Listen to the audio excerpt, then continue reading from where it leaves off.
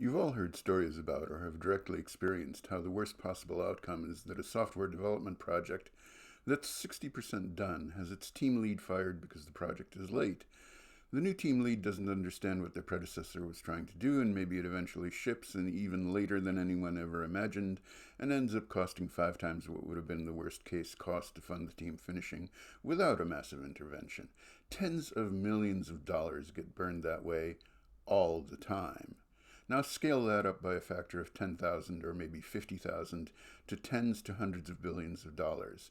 That's what could happen at Intel now. There's a lot you can blame on Pat Gelsinger, but pushing Gelsinger out creates many more questions than answers. There's a strong case to be made that Intel CEO is the worst job in tech. In every situation like this, there's a certain amount that can be blamed on the guy who was fired, but in this case, you have to find somebody who is better than Pat Gelsinger, who actually wants the worst job in tech.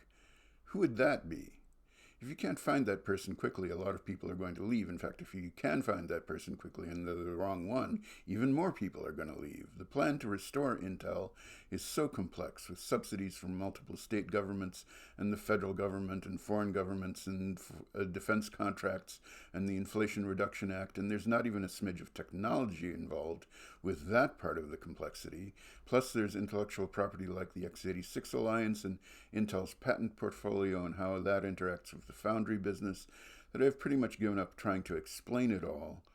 And there are no doubt complexities within complexities that are opaque to an outsider. Anyone taking the Intel CEO position is going to spend a lot of time discovering stuff nobody told them about. Well, okay, it could be worse. There's that health insurance CEO position that opened up recently.